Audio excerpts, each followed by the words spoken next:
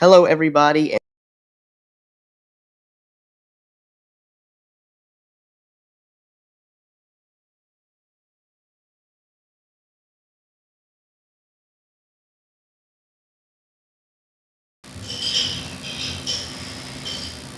Hey everyone, I'm Chance Smith from South Georgia, owner and promoter of Needmore Speedway.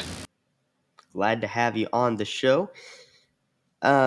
I'm just going to ask you a few questions here, ask you a little bit about the track. Owner, promoter, that's your job. How did that really come to be for you? How did your job and kind of your career start? Well,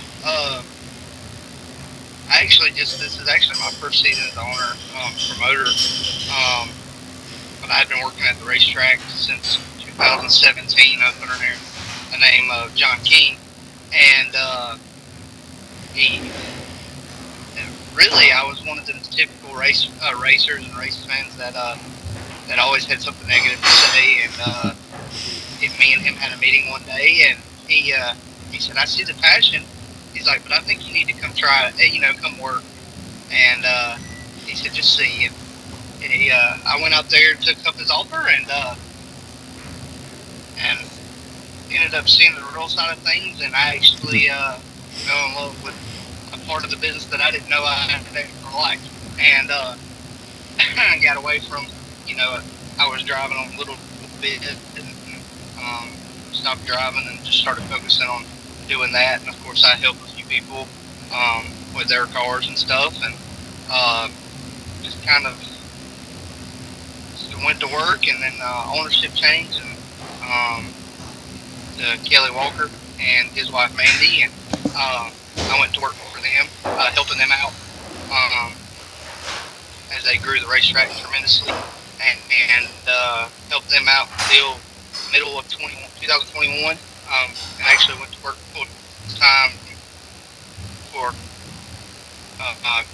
Kart Racing USA, and uh, who is a big sanctioning body, especially over in we still do that full time actually. And never the last year, it just I don't know. The Lord's timing is better than any timing, and the Lord kind of decided that He was ready for me at 26 and fixing to get married, building a house, and He decided He wanted to throw me another curveball and put me in a position where I could have a racetrack. And after a lot of praying and talking to my wife, and just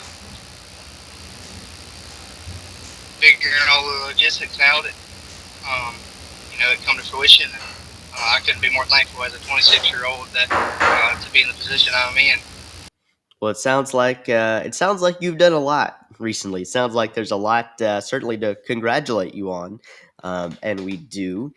Um, you just said you kind of just came into this, but before that you said you were kind of a fan, a driver yourself. What is your relationship like with the fans, with the drivers, and with the people that kind of help the property that you own really become itself? Well, um, anybody that's been around the South this year, or especially at the racetrack, um, my number one priority going into this year, the racetrack was great. Before we've we've done some changes to it, and the racing has been phenomenal all year.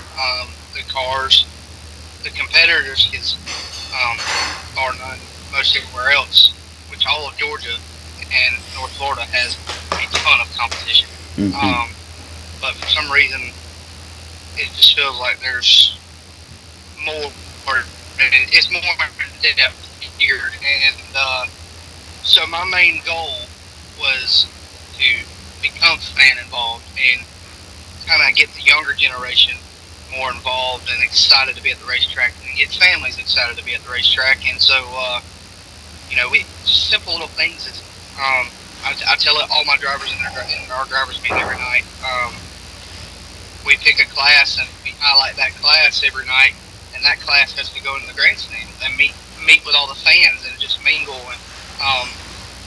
after the first race, actually I'll say by the second race, everybody in just about every class you didn't even have to tell them. They just all went up, and they thoroughly enjoyed it as much as I enjoyed seeing them be a part of it. And so I think that's an important part. As when I was a kid, I always enjoyed the meeting drivers and having that putting the face with the name. And I feel like a lot of people have gotten away from that. And it's kind of not on purpose. It just happened over the years that a lot of people don't get to see the face with the name, and they know the name, they know the car, but they're like, if that guy walked up and said, "Hey," they would never know. And that was just a big important part to me, and we've got that connection now. And I'm telling you, our fan base has grown tremendously this year, and it's just created a better aura, if you will, around the racetrack. It's just when you pull up, there's a different vibe that everybody's just excited to be there, and it's pretty neat to see how well put together everybody is. And really, for me it was cool to see the drivers be just as excited and involved to be with, and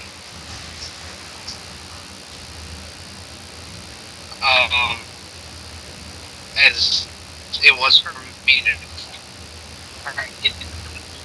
do it. So, I mean, as a former fan, that's it very much.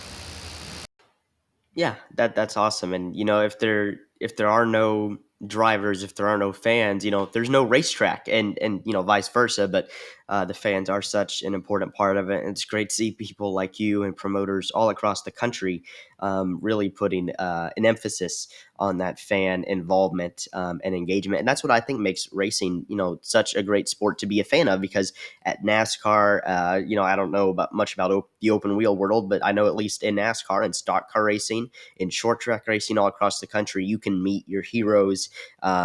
You can be so close to the cars, so close to the action, and no other sport really gives you the opportunity to do that.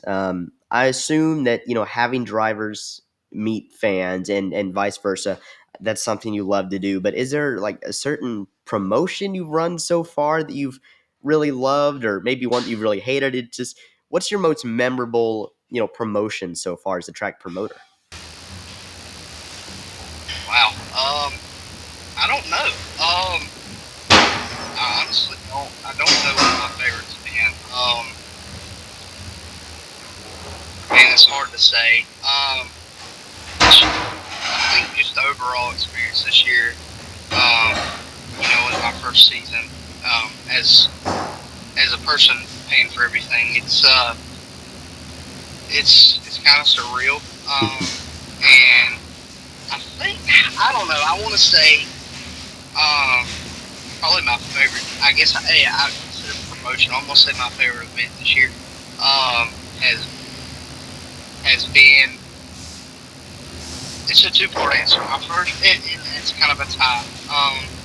My first answer, I kind of want to say, was of course our opening night this year in March. To see the outpouring of not only support from fans, but from drivers and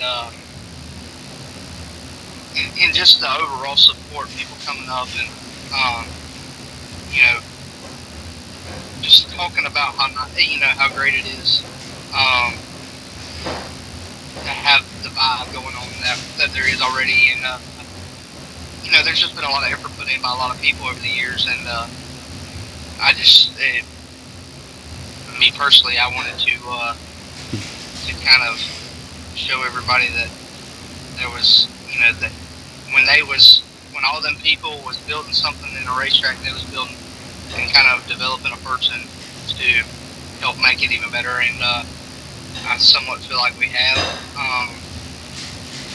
But like that first event, just the vibe and the aura, how it felt, and just the racing itself.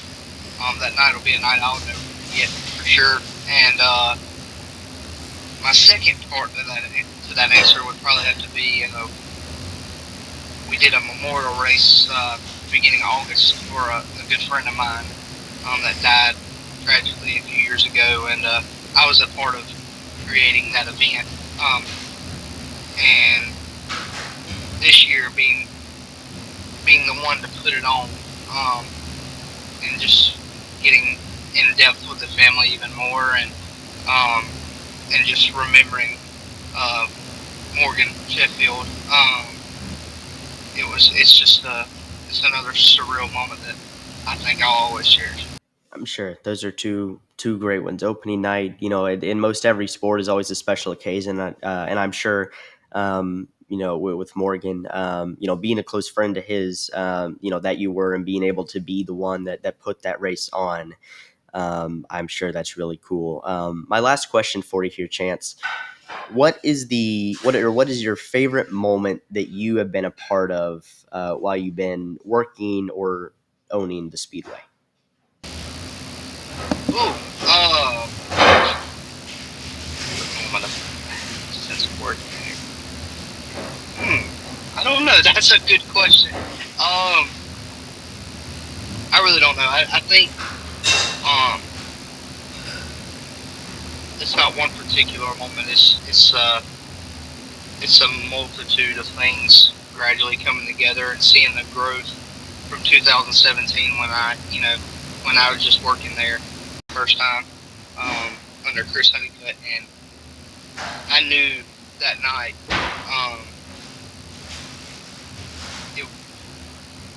it it wasn't the best thing ever, but I knew there was something. I always told myself there was something in that place that would make it great, and one day um, it could be something that everybody wants to be at, like the Eldors or the Batesvilles or the Lucas Oil Speedways, or in the asphalt world. You look at any the five flags with the snowball or NASCAR. It's just something everybody wants to go to, and I seen that, and just to watch how much it's grown tremendously in the past 7 years, 6, 7 years to now. It's probably my favorite thing about it. Like I said, it's far from being at the top or one of the best in the country, but it's come a long way, and I think when we're done, it'll be one of the best there is. I feel like it is, and I feel like it's got that potential. And for just a little dirt track in Georgia, little 3/8 mile dirt track, it's pretty crazy. It is, and I had the good fortune to talk to Mr. Mooney Star, who owns Batesville, a few weeks ago, and just a great guy. They put on great racing there, and I'm actually going to talk to I can't remember his last name right now, but Mr. Tim, who owns the Five Flag Speedway in Pensacola, where they do run that aforementioned Snowball Derby.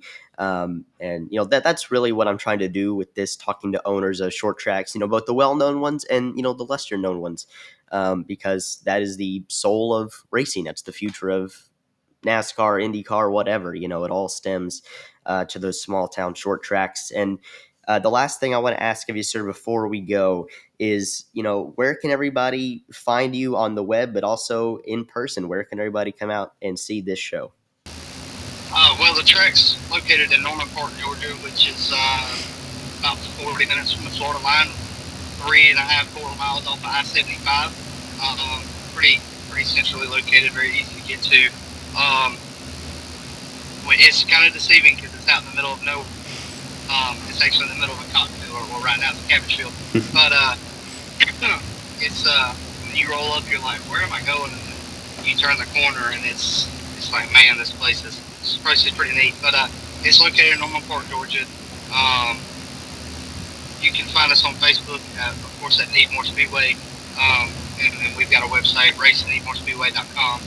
It's got our schedule, anything pertaining to what we do or what's going on, what we're paying, grandstand prices, anything that you need to know is either on our Facebook or on our website. And of course, my number's on there. If you ever have any questions or anything, you can always call me. We've got a lot of big things coming up. We're doing as a matter of fact, next Saturday, the 16th, we've got a childhood cancer awareness race. It'll be topless all the cars will be topless, and then our race after that is our final one for the year. It's our Earthsburg 50. It's in November, the week before Thanksgiving, and then an event that we're gonna kick the season off next year. I'm working on some speed league stuff and trying to be a part of the Georgia Florida speed leagues with either Lucas or What About Law or somebody, and then we're gonna kick off our regular season with a massive show in March for a lot of our Saturday night division. So yeah, you can find us anywhere on that. And, a lot of stuff coming up that I think everybody would enjoy. Sounds like a great time. Get out there to Norman Park. Go see some great racing. Well, sir, thank you so much for coming on the show. We really appreciate it. And like I said, got a lot of fun interviews coming up here with a lot more people, just like you that own short tracks, whether they're big or small. Like I said, they're all part of the intricacies, and they're the bottom rung, but still a very important rung on the big step ladder of racing. So thank you so much for coming on the show. Thank you for having me.